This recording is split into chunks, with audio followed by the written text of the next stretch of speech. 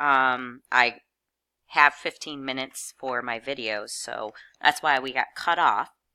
So where I was at is that we were doing second trace intersect, and this is what my graph looked like when I was doing that, approximately. And I got x equals 0.3666. Now, whenever you solve graphically, you will be required to show a sketch. It doesn't have to be beautiful. Mine is not beautiful, but a sketch of the intersection. So it also says, could we obtain these results analytically? And for this equation, yes, we could retain these results analytically. All we would have to do is take the natural log of both sides to bring that x down. So I'm just going to answer it up here. Yes, we could obtain those results analytically. It would be very easy to do so. However, we're not going to. Let's go ahead and look at B. In B, we have x times e raised to the 3x power minus 1 equals 3. And we want to solve this graphically. And so the way we're going to do that is we're going to have y1 equals x e to the 3x minus 1. And y2 equals 3.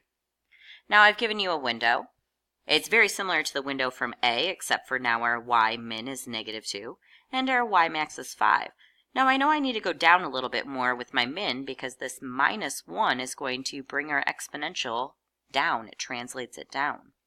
Another way that you can be figuring out these mins and max is originally graphing it and then just tailoring the window so it's a little bit better. So if you had zoomed standard for either one of these, it would have been okay. However, in A, since we are looking for a line of 14.01, your y max would have not been good enough. So we're going to solve this the same way. Second, trace, intersect.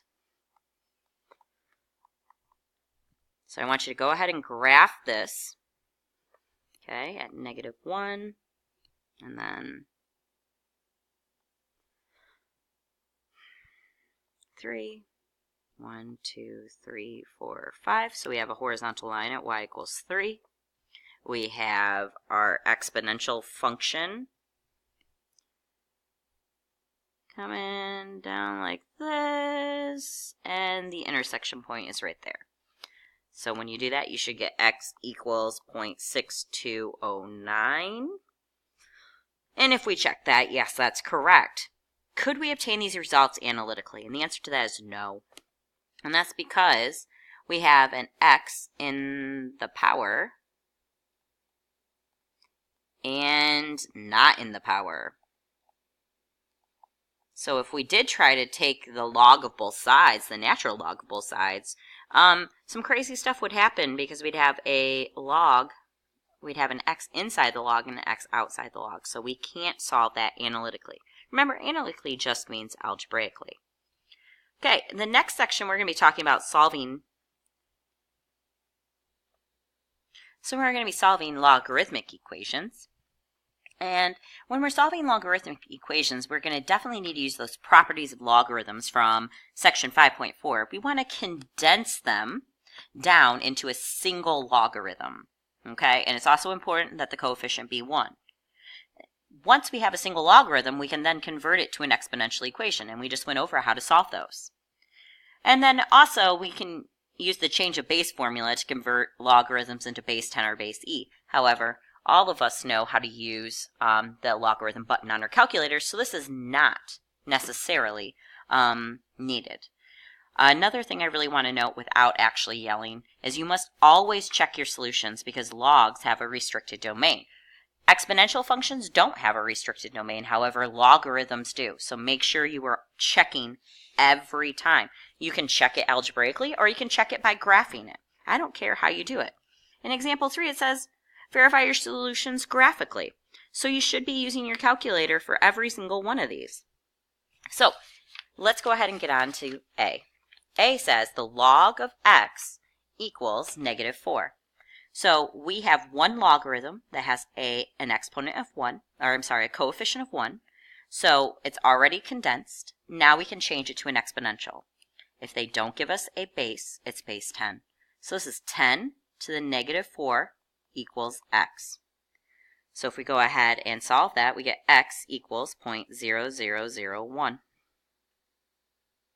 So if we are going to graph this function,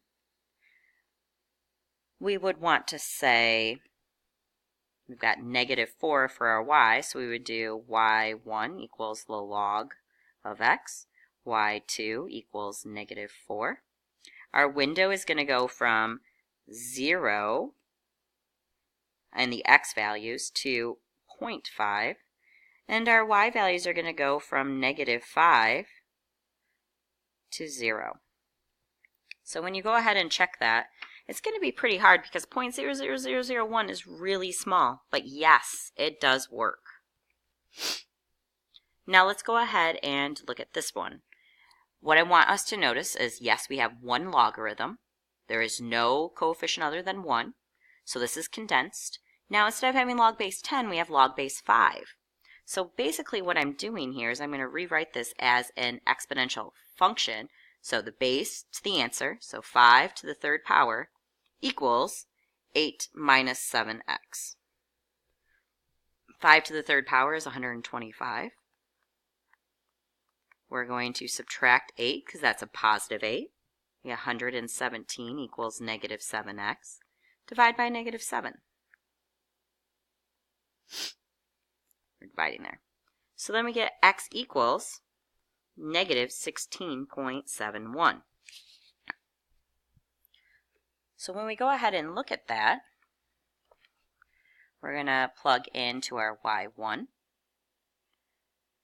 the left-hand side, which is log base 5 of 8 minus 7x. And remember to use that special log button. And y2 equals 3. So the appropriate window here is going to be, if we know our x value should be -16, we're going to go from -20 on the x to +5. And on the y's, we're going to go from -2 to +5. And that's because we know it should be intersecting at y equals 3. So then when we do our second trace intersect, we get the exact same answer. Okay, now looking at C. C is where we're actually going to have to do some work condensing these problems. So let's go ahead, and there's no numbers in front of either log, so right away we can use our subtraction property. When we are subtracting two logs, we divide the individual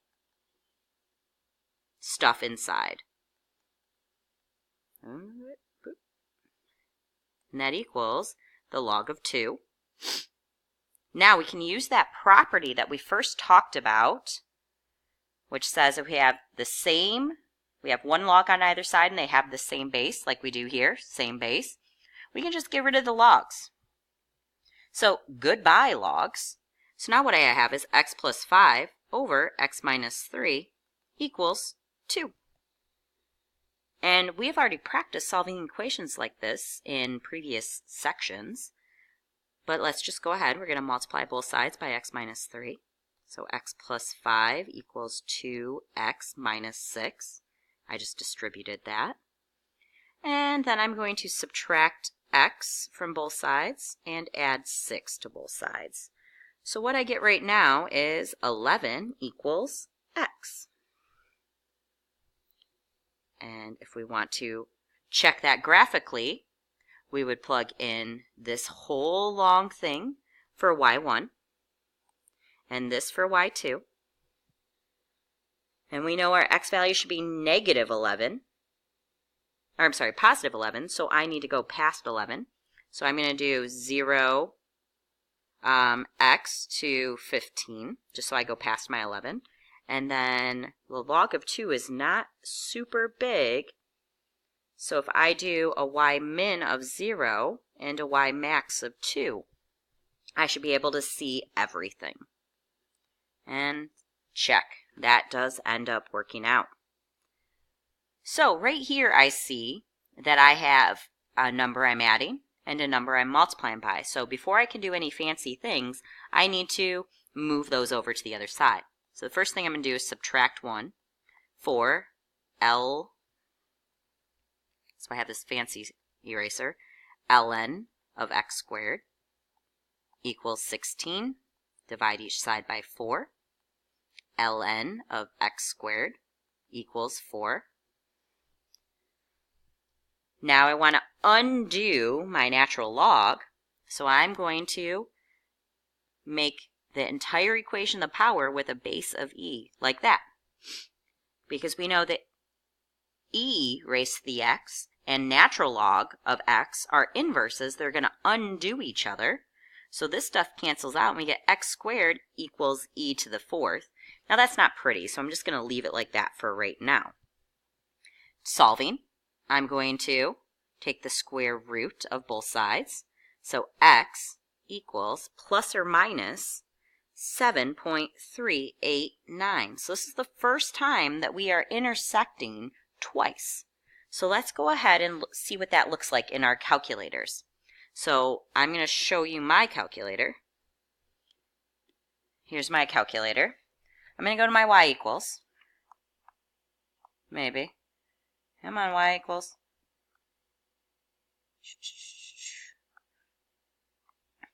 So it didn't want to work because I had not turned on my fake calculator. So I put both equations in. Let's go ahead and change the window. So for my window, I want to go from -10 to 10 because I have plus or minus 7.389. And then let's have since it should be 17, let's have our y's go from 0 to 20. And then we can graph this. So it's a pretty crazy looking function. And so you can see that we are intersecting it at two spots.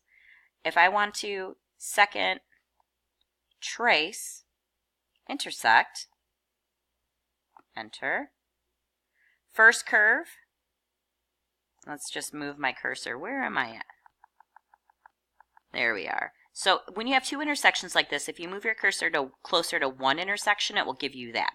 So let's do this intersection, and then you would do the exact same thing, move your cursor over to the other intersection. I'm just going to hit enter, then the second curve, enter, and then guess, we don't care, so they give us the answer, 7.3890561, and that is correct. So we could check the other one by doing the exact same thing. We just move our cursor over, but I'm not going to do that. We're going to go back to our problem. So yes, this checked. Okay, now let's look at E. For E, we have the natural log of x plus the natural log of x plus 5 equals the natural log of 4x minus 6. So the first thing I want to do is I want to use my property. I want to condense this. So I'm going to use my property where I add. So when you add two separate logarithms, you multiply the stuff inside. So this is the natural log of x times x plus 5. And that equals the natural log of 4x minus 6. Well, now we have the natural log equals the natural log. So remember that formula that says if you're taking natural log equals natural log, the logs with the same base, you're really just setting the individuals equal to each other. Okay. So what it looks like here is that we're going to have a quadratic. So let's go ahead and I'm going to erase this. Nope, maybe. There we go. I'm going to erase this and I'm going to actually do the distribution. So I have x squared plus 5x. I distributed that x. Now I want to bring everything over onto the left-hand side so that I can hopefully factor. So I'm going to subtract 4x and I'm going to add 6. So I get x squared plus x plus 6 equals 0.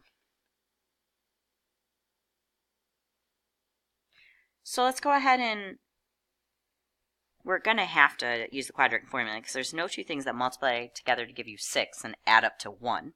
So let's go ahead and do -1 plus or minus the square root of 1 squared minus 4 times 1 times 6.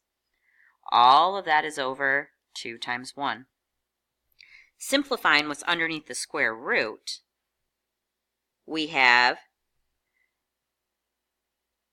negative, so this is -24, so we have -23. 1 plus or minus the square root of